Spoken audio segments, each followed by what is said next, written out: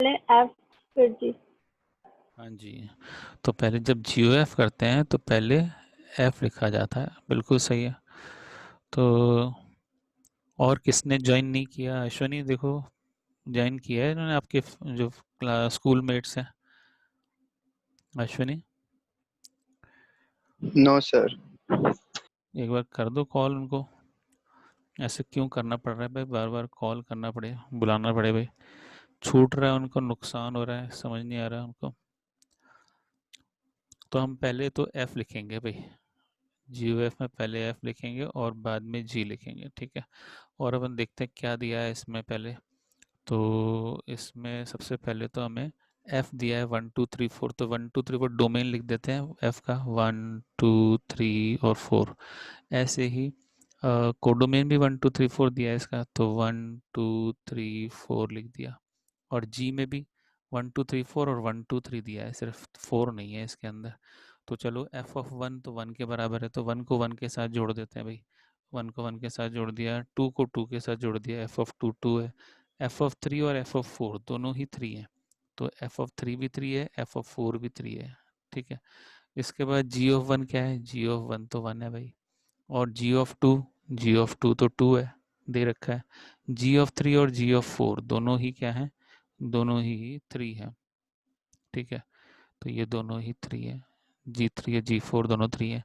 तो अब ये कह रहा है कि ऑन टू है, तो ऑन टू कैसे पता लगा कि भाई ये जो 1 2 3 है ना, तीनों के प्री इमेज में है हमारे पास। तो एक बात बताओ, अगर ये 1 2 3 यानी GOF अगर ऑन टू है, तो क्या F ऑन टू है क्या? क्या 4 का प्री इमेज है यहाँ पे? 4 का तो प्री इमेज नहीं है। तो इसका मतलब GOF ऑन टू होने के लिए G का ऑन टू होना जरूरी है। F चाहे ऑन टू हो चाहे ना हो, उससे कोई फर्क नहीं पड़ता। तो हमने देखा it can be seen that GOF is on to but F is not on to. तो GOF ऑन टू होने के लिए किसका ऑन टू होना जरूरी है? G का ऑन टू होना जरूरी है। तो इन दोनों चीज़ों को एक साथ देखो।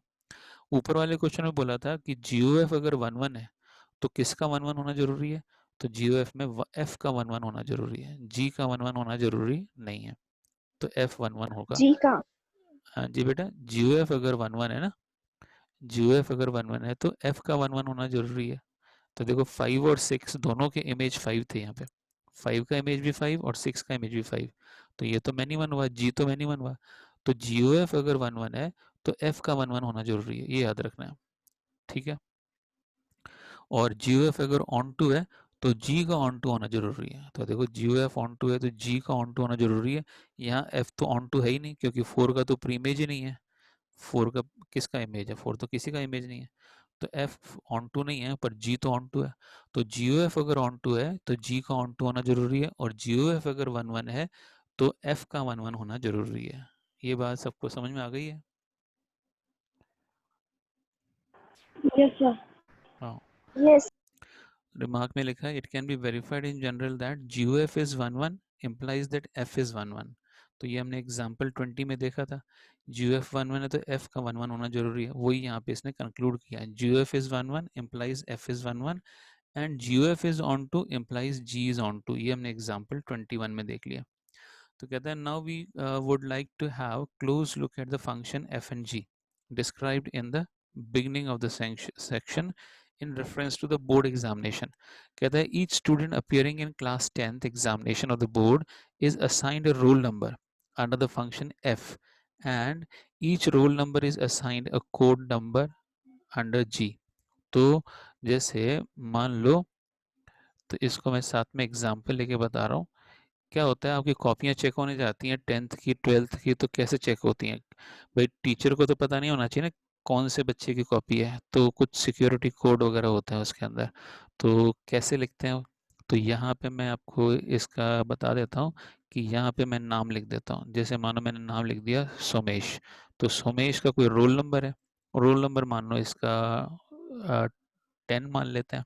और उसके बाद इसका कोड है, कोड मैंने लिख दिया AB, ये कोड है इसका, ठीक है। तो ये तो हो गया नाम, ठीक है। और ये तो हो गया रोल नंबर, और ये हो गया इसका कोड, ठीक है। तो आगे बढ़ते हैं। तो कैसे चेकिंग होती है कॉपियाँ, आपको पता लग जाएगा अभी। तो इसमें क्या बोल रहा है वापस देखो, कि board is assigned a roll number under the function f and each roll number is assigned a code number under g. तो यानी मैं इसको मैपिंग से दिखा दूं तो कुछ इस तरह इसका मैपिंग बनेगा भाई कि यहाँ तो बच्चों के रोल नंबर आएंगे, ठीक है, यहाँ तो नाम आएंगे बच्चों के, और यहाँ क्या आएंगे, यहाँ उनके रोल नंबर आएंगे, sorry,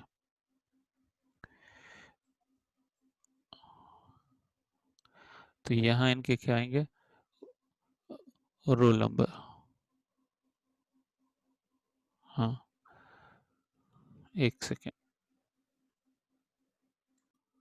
After the answer scripts are examined, examiner enters the mark against each code. Code के सामने वो मार्क्स डाल देते हैं। तो जब हमारे को शीट मिलती है, आंसर शीट, उसमें नाम नहीं होता बच्चे का, सिर्फ आपका रोल नंबर होगा, वो रोल नंबर भी शायद नहीं होगा, सिर्फ कोड होगा, सिर्फ कोड होता है। तो हम चेक करके वापस देते हैं, तो वो फिर कोड को मैच कर लेते हैं रोल नंबर से, और रोल नंबर को मैच करते हैं फिर नाम से। तो ये दोनों फिर आपको आंसर शीट चेक होकर मिलती है। तो क्या लिखता है देखो, after the answer scripts are examine, examiner enters the marks against the code number के सामने मार्क्स लिख देते हैं, ठीक है, in the mark book and submits it to the office of the board. The board official decode by assigning roll number back to the code number. तो code से वो फिर रोल नंबर लगाते हैं। उसका बाद फिर further the process reverse of F assigns a roll number to the student having that roll number. तो उसके बाद उसका रोल नंबर मिल जाता है और नाम मिल जाता है उसका बच्चे का। This helps in assigning mark to the student scoring that marks. तो उसको इस तरह से मार्क्स मिल जाते हैं। We observe that while composing F and G to get GOF, first F and then G was applied. पहले एफ अप्लाई करना पड़ेगा GOF में, बाद में जी अप्लाई करते हैं। While in the reverse process of composite GOF, first the reverse process of G is applies and then the reverse process of F. तो जब हम कोड से वापस जाएंगे तो पहले जी अप्लाई करना पड़ेगा और वापस एफ अप्लाई करना पड़ेगा। तो आई होप आपको पता लग गया कॉपियाँ कैसे चेक होती हैं। So let us see. Let F be defined from domain is 1, 2, 3 and codomain is ABC. Be 1, 1 and onto function. तो 1, 1 भी है, onto भी function है. Given by f of 1 is A, f of 2 is B, f of 3 is C. Show that there exists a function ABC to 1, 2, 3. तो एक function G exist कर रहा है, वो reverse है, इसका मतलब codomain से डोमेन, जो कोडोमेन वहाँ पे था वो अब डोमेन बन गया, और जो डोमेन था वहाँ पे कोडोमेन बन गया, ठीक है। तो ABC टू 1, 2, 3 वहाँ था 1, 2, 3 टू ABC। तो such that GOF is IX। GOF क्या है, आइडेंटिटी फंक्शन हो गया। और कौन किस में आइडेंटिटी फंक्शन है, क्योंकि पहले F आ रहा है ना, इसलिए आइडेंटिटी फंक्शन X में हो गया। और X किसको बोला है, X इसने 1, 2, 3 को बोला है इसने। और FOG क्या है, FOG is also identity function and it is in Y, because पहले कौन सा फंक्शन आएगा, पहले G आएगा। और G का डोमेन क्या है, G का डोमेन ABC है और उसको हमने Y बोला है, इसलिए यहाँ पे IY आएगा। तो ये हमें दिखाना है। तो कहते हैं consider G function ABC to 1, 2, 3। तो G ऑफ A क्या हुआ 1, G ऑफ B क्या हुआ 2 और G ऑफ C क्या है 3। So it is easy to verify that the composite of GOF is IX। तो इसका कंपोजिट क्या है, IX है, ठीक है। कैसे पता लगा GOF का कंपोजिट IF है, सो is the identity function of X and the composite of FOG is IY is the identity function of Y। तो इसके लिए फिर से हमें मैपिंग दिखानी होगी, तो उससे बहुत आसानी से आप बता सकते हो। तो एक बार अपन ये फिर से 3 मैप्स बनाते हैं यहाँ पे, एक, ये दूसरा और ये तीसरा। तो पहले हम दिखा रहे हैं कौन सा फंक्शन दिखाएंगे, GOF दिखा देते हैं पहले। तो GOF दिखाने के लिए सबसे पहले तो मुझे F दिखाना पड़ेगा और उसके बाद G दिखाना पड़ेगा। तो बताओ F में कैसे दिखाओगे F ऑफ 1 तो A दे रखा है, तो 1, 2, 3 ये इसका डोमेन है, A B C ये कोडोमेन है। तो 1 का इमेज A, 2 का इमेज B और 3 का इमेज C। तो हमने जो 1, 2, 3 को नाम क्या दिया है, 1, 2, 3 को नाम दिया है X और ABC को नाम क्या दिया है Y। और ऐसे ही फिर से जो हम लिखेंगे यहाँ पे X, तो यहाँ पे फिर से 1, 2, 3। तो बताओ G ऑफ A क्या दिया हुआ है, G ऑफ A आपको दे रखा है क्या, जी ऑफ ए क्या दिया हुआ है भाई बताओ, जी ऑफ ए 1 दिया हुआ है, तभी तो ये आइडेंटिटी फंक्शन बनेगा। और जी ऑफ बी 2 और जी ऑफ सी 3। तो 1 का इमेज फिर क्या हुआ, 1 का इमेज 1 हुआ, 2 का इमेज 2 किस में, जी ओ एफ फंक्शन में।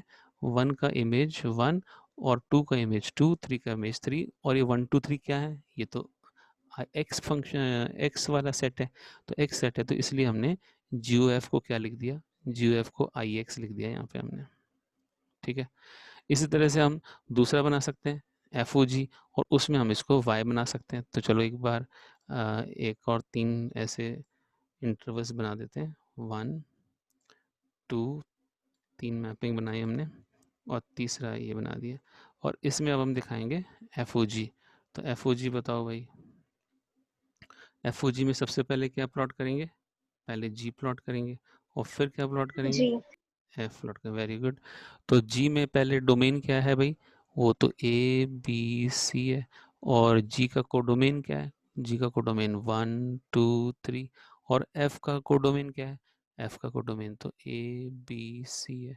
और हमें पता है ए का इमेज क्या है 1, फिर 1 का इमेज क्या होगा एफ में, वो ए, फिर बी का इमेज 2 और 2 का इमेज बी, सी का इमेज 3, सी का इमेज 3 किस में, जी में। और 3 का इमेज क्या है, 3 का इमेज एफ में सी है। तो इस तरह से हमने क्या निकाला, तो पहले जी और बाद में एफ, इसका मतलब ये एफ ओ जी है। ठीक है, तो एफ ओ जी है, तो बताओ इस सेट ए बी सी का नाम क्या है, ए बी सी का नाम है सेट वाई, और 1 2 3 का नाम है सेट एक्स, और ये फिर से वाई। तो वाई से वाई में आ गया ना, तो इसका मतलब एफ ओ जी में अगर हम ए डालेंगे तो ए आएगा, और बी डालेंगे बी आएगा, सी डालेंगे सी आएगा। तो इस तरह से ये कौन सा आइडेंटिटी फंक्शन बन रहा है, वाई के एलिमेंट्स वाला आइडेंटिटी फंक्शन, आई वाई बोलेंगे इसको हम। ठीक है, सो रिमार्क्स को क्या बोल रहा है इसमें, रिमार्क्स में कहते हैं the interesting fact is that the result mention in the above example is true for an arbitrary 1 1 and on to function. तो 1 1 ऑन टू के लिए ये सबके लिए ट्रू है, क्योंकि देखो मैंने बताया था अगर नंबर ऑफ एलिमेंट दोनों में सेम हो, नंबर ऑफ एलिमेंट इसमें 3 है उसमें भी 3 है, फाइनाइट है, तो वो अगर 1 1 है तो ऑन टू भी होगा, और अगर वो ऑन टू है तो 1 1 भी होगा। तो ये हम कंक्लूड करते हैं जब फाइनाइट एलिमेंट्स होते हैं। तो interesting fact is that the result mention in the above example is true for an arbitrary 1 1 and on to function, यानी f is defined from x to y. Not only this, even the converse is also true. That is, if f is defined from x to y is a function such that there exists a function g defined from y to x such that gof is ix, then fog will be iy. Then f must be 1 1 and onto. तो 1 1 और onto होगा फिर f. ठीक है, definition of invertible function, a function f defined from set x to set y is defined to be invertible if there exists a function g defined from y to x. एक function x to y है वो invertible तब होगा जब एक और function होगा g जो डिफाइंड होगा y से x में, सच दैट gof तो ix हो जाए और fog क्या हो जाए, fog y हो जाए, iy हो जाए। ठीक है, the function g is called inverse of f and is denoted by f inverse. तो ये जो हमारा f इनवर्स क्या है, वो हमारा g फंक्शन है, तो g ही हमारा f इनवर्स है। तो हम लिख देंगे कि f inverse is equal to g, या फिर g ही हमारा f इनवर्स है। तो I hope you have understood कि invert, so it says thus if f is invertible then f must be 1 1 and onto, and conversely if f is 1 1 and onto then f must be invertible. तो invertible होने की condition क्या है कि वो 1 1 और on to होना चाहिए, अगर वो 1 1 ऑन टू है तो इन्वर्टिबल हो जाएगा, अगर वो इन्वर्टिबल है तो वो 1 1 ऑन टू हो जाएगा। This fact significantly helps for proving a function f to be invertible by showing that f is 1 1 and on to. तो f 1 1 भी है और ऑन टू भी है, ये इजीली इस तरह से प्रूव कर सकते हैं, specially when the actual inverse of F is not to be determined. ठीक है, तो अगर इनवर्स नहीं निकालना हो तो हम इस तरह से बता सकते हैं कि अगर वो 1 1 और ऑन टू है तो वो फिर इन्वर्टिबल भी होगा, और अगर वो इन्वर्टिबल है तो 1 1 और ऑन टू दोनों होगा।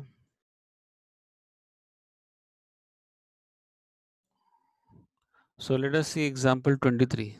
let function f defined from natural numbers to set y be a function defined as f of x is equal to 4x plus 3. तो फंक्शन हमारा f of x is equal to 4x plus 3, तो ये linear function है क्योंकि x की power 1 है और इसको fx की जगह y लिखेंगे, y की पावर भी 1 है, तो इसका ग्राफ क्या बनेगा, straight line, where capital Y is equal to set of all y belongs to natural numbers such that y is equal to 4x plus 3 for some x belongs to natural number. x की value natural number डालते जाओ, y की value आती जाएगी, तो ये y भी natural होगा और x भी नेचुरल है. तो show that f is invertible, find the inverse. तो इन्वर्टिबल है ये बताना है और उसका इनवर्स भी निकालना है. तो चलो, consider N arbitrary element y of y. Small y हमने एलिमेंट मान लिया, कहाँ से मान लिया, कैपिटल Y में से, यानी इसमें से. तो by the definition of y is equal to 4x plus 3, हमने fx की जगह क्या लिख दिया, इसको स्मॉल y लिख दिया. तो अब इसका इन्वर्स कैसे निकालना है, ये तो y in terms of x है, तो अब हमें इसको x in terms of y लिखना है.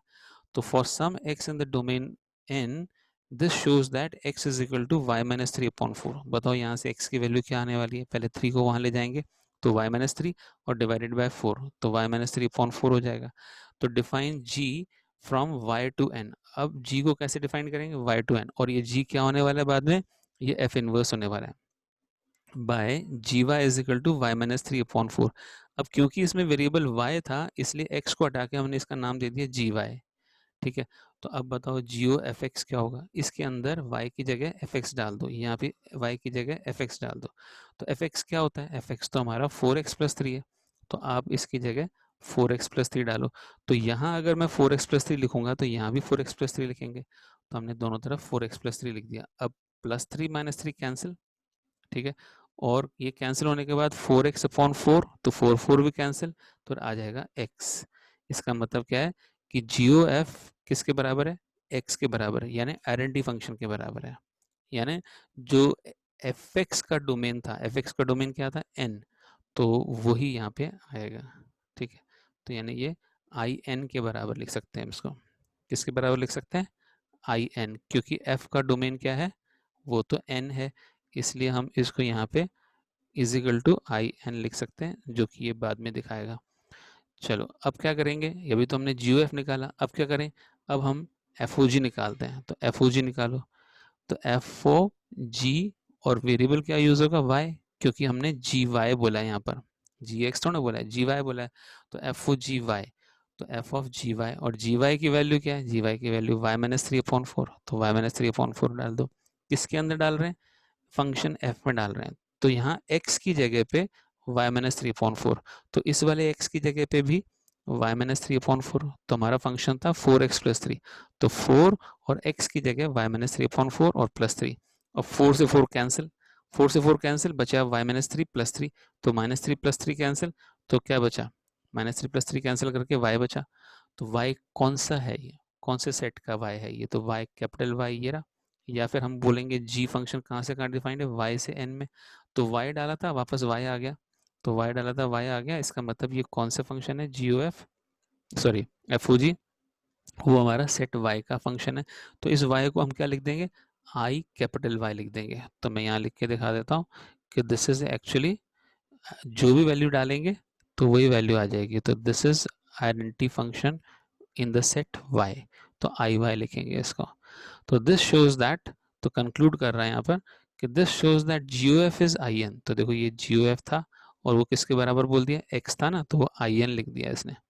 ठीक है, ऐसे ही एफ ओ जी को क्या लिख दिया इसने, एफ ओ जी को आई वाई लिख दिया, तो F O G is I Y, which implies that F is invertible and G is the inverse of F. इसका मतलब जी किसका इनवर्स है, एफ का इनवर्स है. हमने कैसे पता लगाया, एक बार एफ ओ जी करके देख लिया, एफ ओ जी से भी हमारा क्या आया, आई आया, और जी ओ एफ से भी क्या आया, आई आया, आइडेंटिटी फंक्शन आया. तो इसका मतलब एफ का इनवर्स क्या है, जी, और जी का इनवर्स क्या है, एफ. तो I hope it is clear.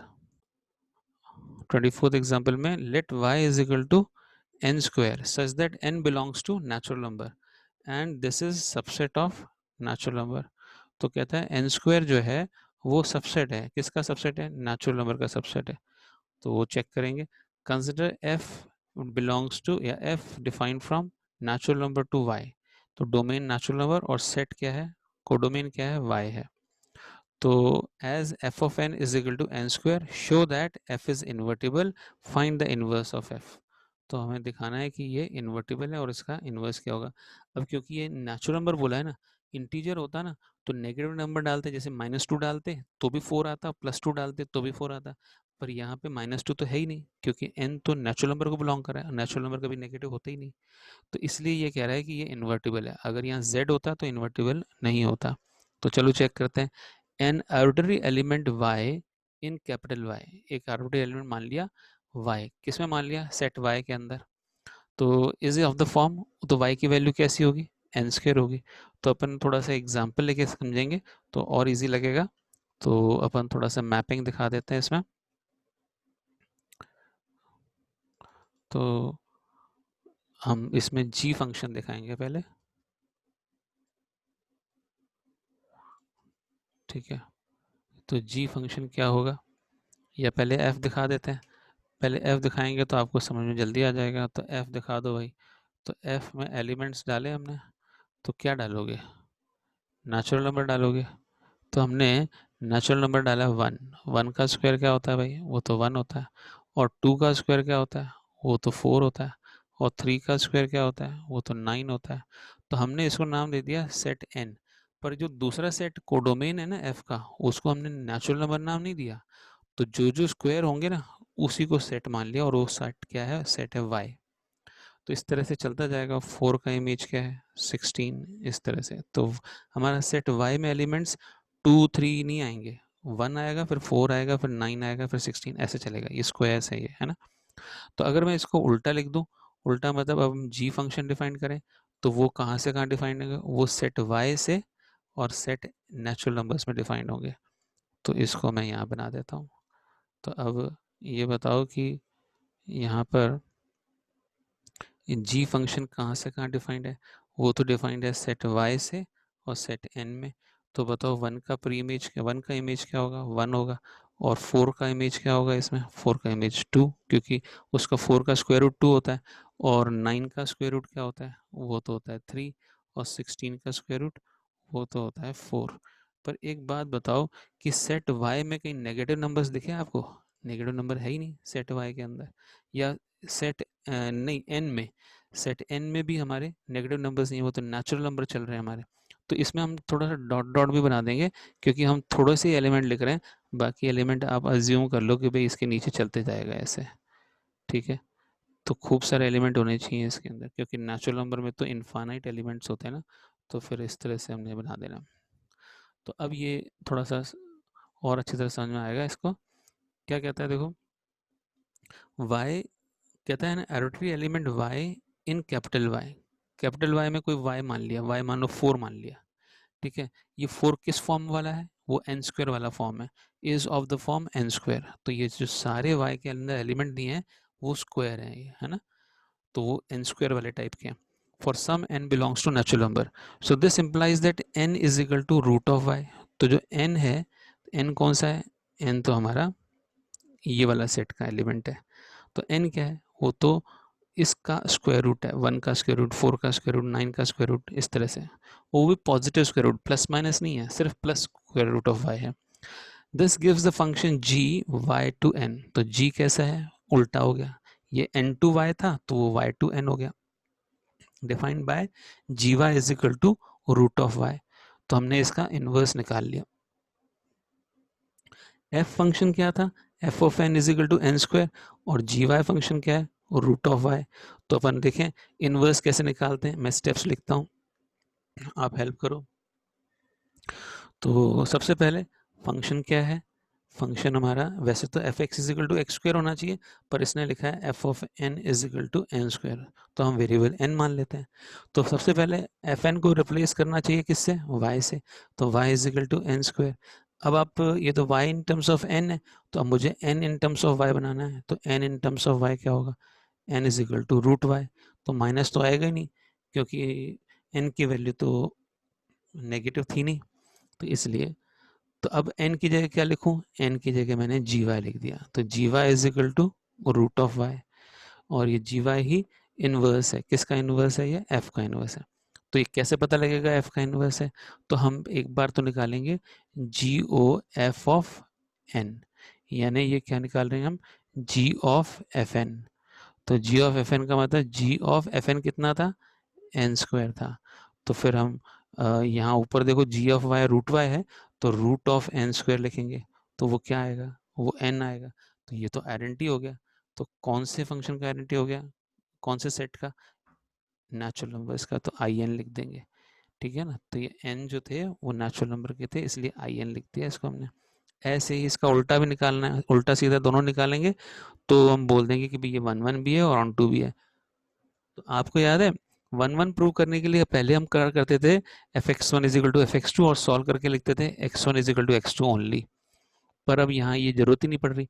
अब आप खाली जी ओ एफ लिखो और एफ ओ जी लिखो, और दोनों अगर आइडेंटिटी फंक्शन आ जाते हैं तो इसका मतलब क्या है कि ये इन्वर्टिबल फंक्शन है, और इनवर्स यानी 1 1 भी है और ऑन टू भी है। अब निकाल रहे हैं एफ ओ जी। एफ ओ जी के लिए क्या लिखेंगे, एफ ओ जी वाई लिखेंगे। तो इसका मतलब एफ ऑफ जी वाई। तो एफ ऑफ जी वाई क्या होता है भाई, तो जी वाई तो हमारा रूट वाई है, ऊपर देखो जी वाई हमारा क्या है, जी वाई हमारा रूट वाई है। तो हमने लिख दिया एफ ऑफ रूट वाई। तो एफ ऑफ रूट वाई क्या होगा, हमारा एफ एक्स या एफ एन तो क्या था, एन स्क्वायर था। तो हम लिखेंगे रूट वाई का स्क्वायर। और रूट वाई का स्क्वायर क्या होता है, वो तो वाई होता है, और ये वाई तो कैपिटल वाई सेट के हैं। तो इसका मतलब क्या है, ये आइडेंटिटी फंक्शन हो गया किस में, सेट वाई के अंदर। तो एफ ओ जी के क्या हो गया फिर फाइनली, एफ ओ जी हो गया हमारा आई वाई, और जी ओ एफ क्या हो गया हमारा, आई एन। तो इस तरह से हमने देखा एक दूसरे के ये इन्वर्स हैं। तो इसका मतलब एफ का इन्वर्स क्या होगा, एफ का इन्वर्स ही जी होगा। तो hence F is invertible and F inverse is G. ठीक है, I hope it is clear.